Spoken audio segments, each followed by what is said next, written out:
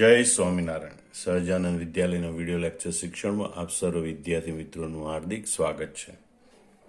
ધોરણ 12 રસાયણ વિજ્ઞાન પ્રકરણ 11 આલ્કોહોલ, ફિનોલ અને ઇથર સંયોજન. આજના લેક્ચરમાં આપણે ઇથરની ઇલેક્ટ્રોન અનુરાગી વિસ્થાપન પ્રક્રિયાઓ વિશે જોઈશું.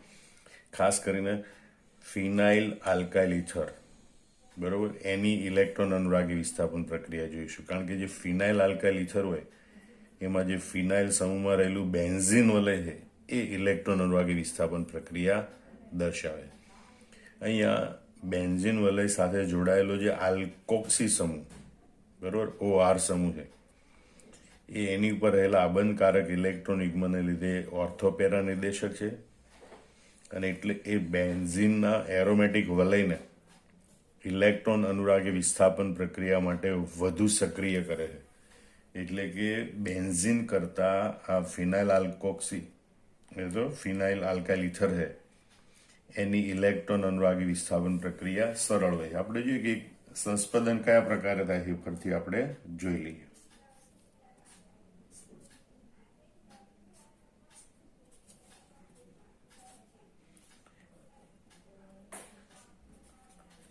તો આ રીતે ઓક્સિજન ઉપર જે અબંધકારક ઇલેક્ટ્રોનિકમાં છે એ આ બેન્ઝીન વલયનું કાર્બન અને આલ્કોક્સી સમૂહનું ઓક્સિજન વચ્ચે દ્વિબંધ રચે તો નજીકના દ્વિબંધમાંનું ઇલેક્ટ્રોન યુગ્મ જમણી બાજુના ઓર્થો સ્થાન ઉપર જતું રહે.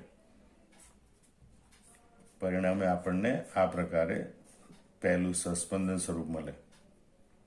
ડબલ બોન્ડો ઓક્સિજન ઉપર બેને બદલે એક જ ઇલેક્ટ્રોન યુગ્મ વધે. અહીં આલ્કાઇલ સમૂહ એક ઇલેક્ટ્રોન યુગ્મ ગયું એટલે ઓક્સિજન પર ધન વીજભાર, ઓર્થો સ્થાન પર ઇલેક્ટ્રોન યુગ્મ આવ્યું માટે ઓર્થો સ્થાન ઉપર ઋણ વીજભાર. હવે આ ઇલેક્ટ્રોન યુગ્મ છે અહીંયા દ્વિબંધ રચે તો દ્વિબંધનું ઇલેક્ટ્રોન યુગ્મ પેરા સ્થાન ઉપર જાય એટલે અન્ય સસ્પંદન સ્વરૂપ મળે. અહીંયા હાલ પૂરતો કોઈ ફેરફાર નથી. ઓક્સિજન એક ઇલેક્ટ્રોન યુગ્મ, આલ્કાઇલ સમૂહ, ધન વીજભાર. આ ઇલેક્ટ્રોન યુગ્મ ડબલ બોન્ડ બનાવે, પેરા સ્થાન ઉપર ઋણ વીજભાર આવી જાય. હવે આ પેરા સ્થાનનો ઋણ વીજભાર નજીકના બે કાર્બન વચ્ચે દ્વિબંધ રચે તો આ દ્વિબંધનું ઇલેક્ટ્રોન યુગ્મ ડાબી બાજુના ઓર્થો સ્થાન પર જતું રહે. એટલે double bond OR plus double bond. આ ઇલેક્ટ્રોન યુગ્મ અહીંયા દ્વિબંધ રચે, દ્વિબંધનું ઇલેક્ટ્રોન યુગ્મ નજીકના ઓર્થો સ્થાન ઉપર જાય. હવે આ ઇલેક્ટ્રોન યુગ્મ છે પાછું અહીંયા બે કાર્બન વચ્ચે દ્વિબંધ રચે તો દ્વિબંધનું ઇલેક્ટ્રોન યુગ્મ પાછું ઓક્સિજન પર જતું રહે.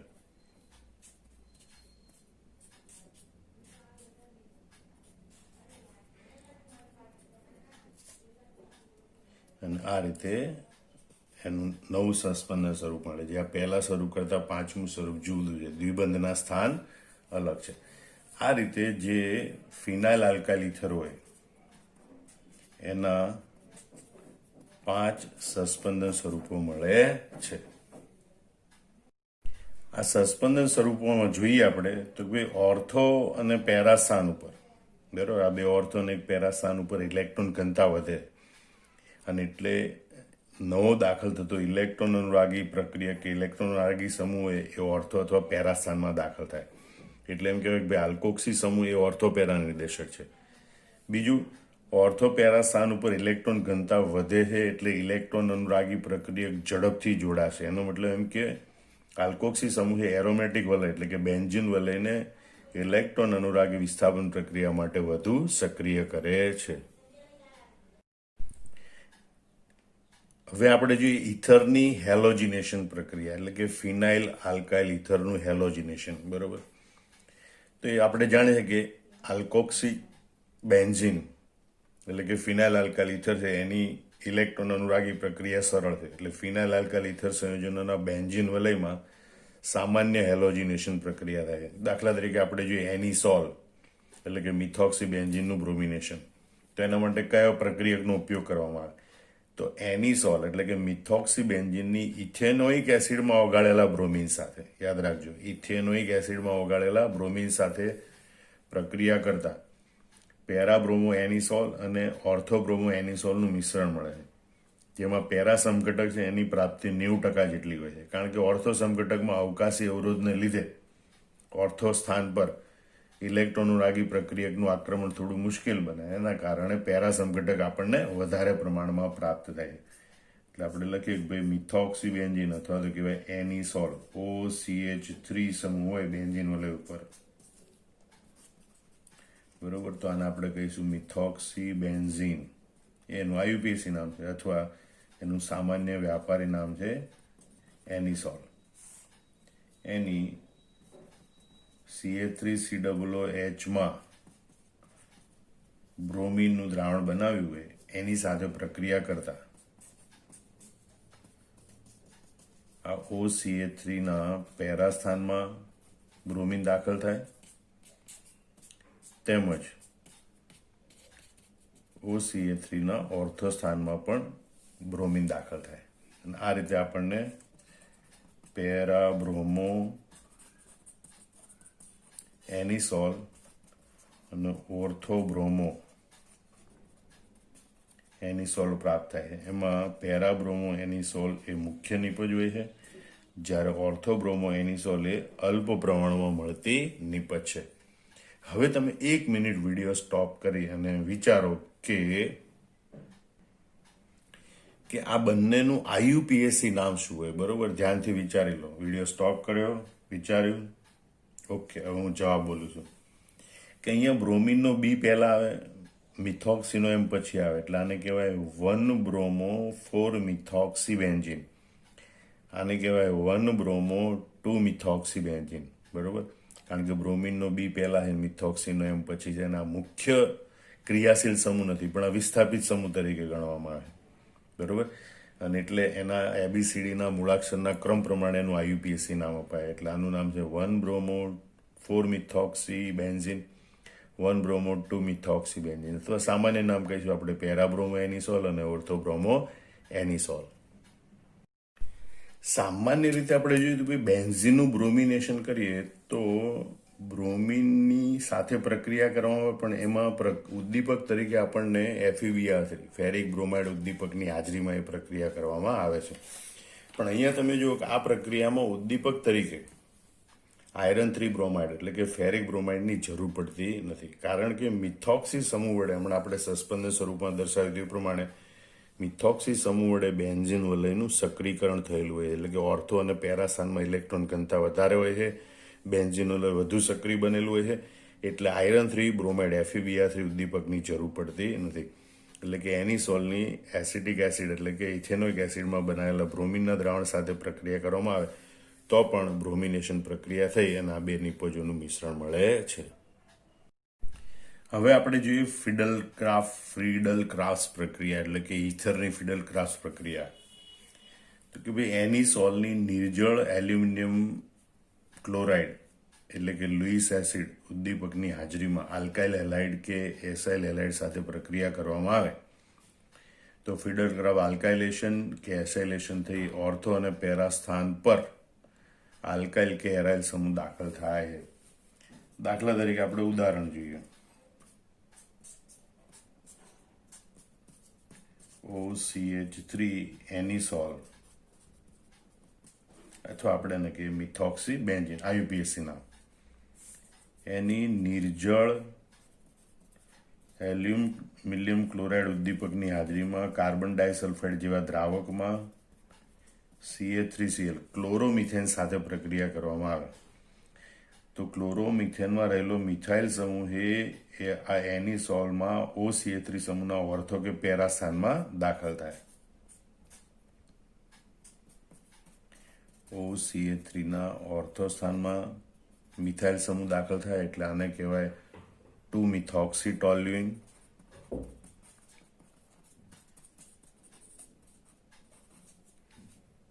બરોબર. પણ અહીંયા ઓર્થો સ્થાનમાં જ્યારે દાખલ થાય ત્યારે અવકાશી અવરોધને લીધે આ 2 મિથોક્સી ટોલ્યુઇન નિપજ છે એ અલ્પ પ્રમાણમાં પ્રાપ્ત થાય છે. જ્યારે OCH3 સમૂહના પેરા સ્થાનમાં મિથાઇલ સમૂહ દાખલ થાય તો આપણને 4 મિથોક્સી ટોલ્યુઇન મળે છે. અને એ આપણને મુખ્ય નિપજ તરીકે મળે છે. આમ એનિસોલની નિર્જળ એલ્યુમિનિયમ ક્લોરાઇડ ઉદ્દીપકની હાજરીમાં કાર્બન ડાયસલ્ફાઇડ દ્રાવકમાં ક્લોરોમિથેન સાથે પ્રક્રિયા કરતા 2-મિથોક્સી-ટોલ્યુઈન અને 4-મિથોક્સી-ટોલ્યુઈનનું મિશ્રણ મળે. જેમાં 4-મિથોક્સી-ટોલ્યુઈન એ મુખ્ય નિપજો એ વધારે પ્રમાણમાં પ્રાપ્ત થાય, જ્યારે 2-મિથોક્સી-ટોલ્યુઈન એ અલ્પ પ્રમાણમાં પ્રાપ્ત થાય છે. અહીંયા આલ્કાઇલ સમૂહ દાખલ થાય છે, મિથાઇલ સમૂહ, એટલે એને આ એનિસોલનું ફિડલ ગ્રાફ આલ્કાઇલેશન કહેવાય. હવે આપણે એનું ફિડલ ગ્રાફ એસાઇલેશનનું ઉદાહરણ જોઈએ કે જેમાં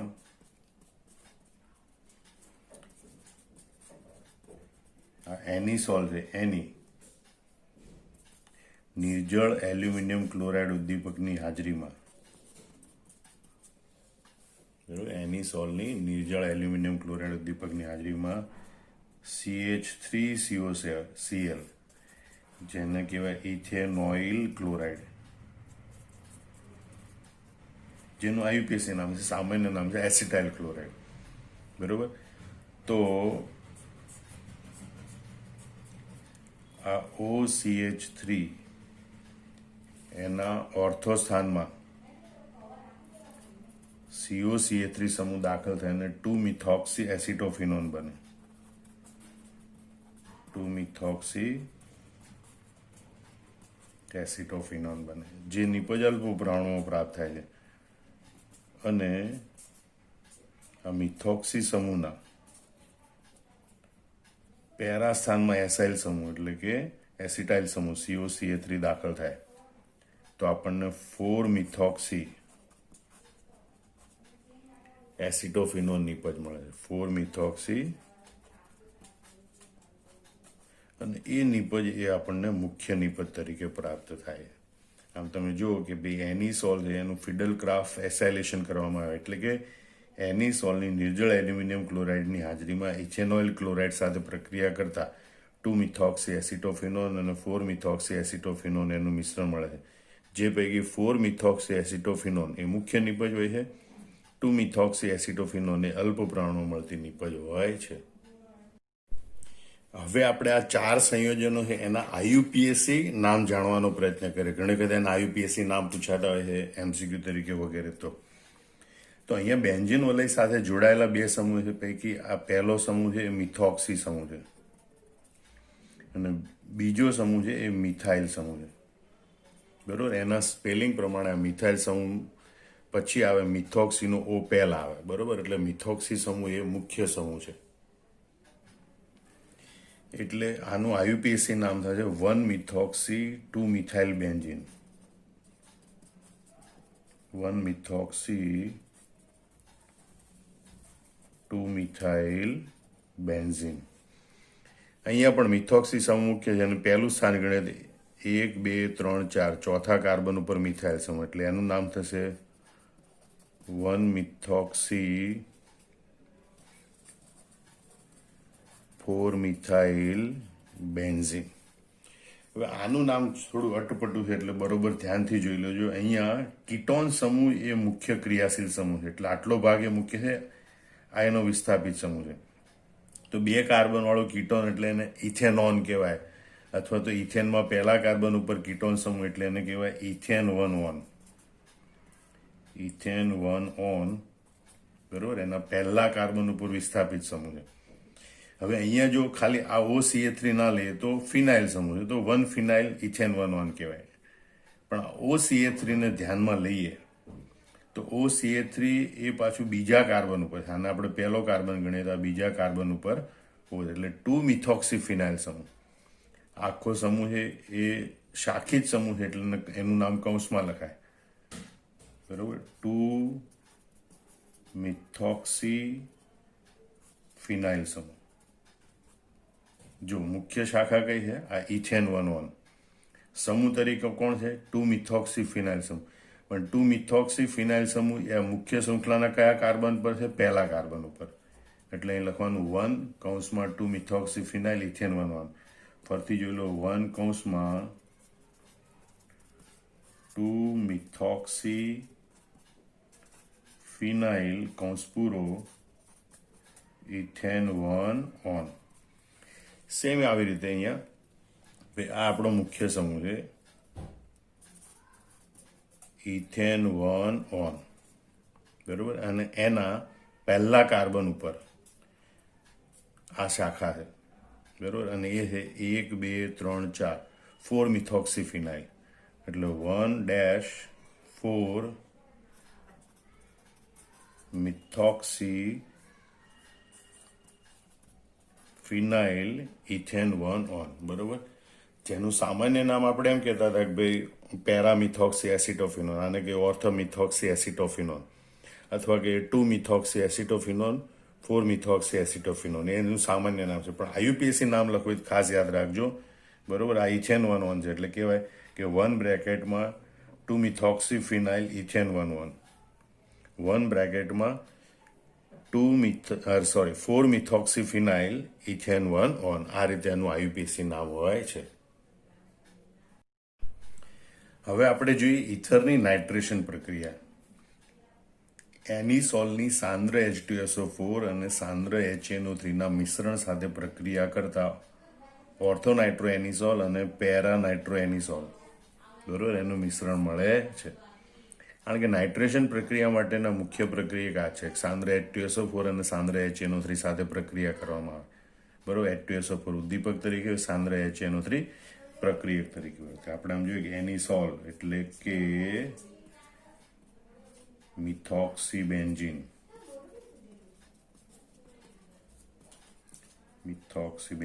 એટલે કે એનિસોલ, એની સાંદ્ર H2SO4 અને સાંદ્ર HNO3 એના મિશ્રણ સાથે પ્રક્રિયા કરવામાં આવે તો નાઇટ્રેશન પ્રક્રિયા થઈ, નાઇટ્રો સમૂહ એટલે કે NO2 સમૂહ દાખલ થાય.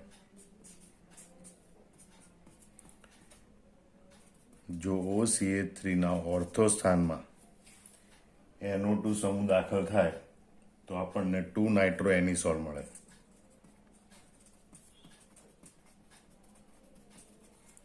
જે આપણને અલ્પ પ્રમાણમાં પ્રાપ્ત થતી નિપજ છે. અને પેરા સ્થાનમાં નાઇટ્રો સમૂહ દાખલ થાય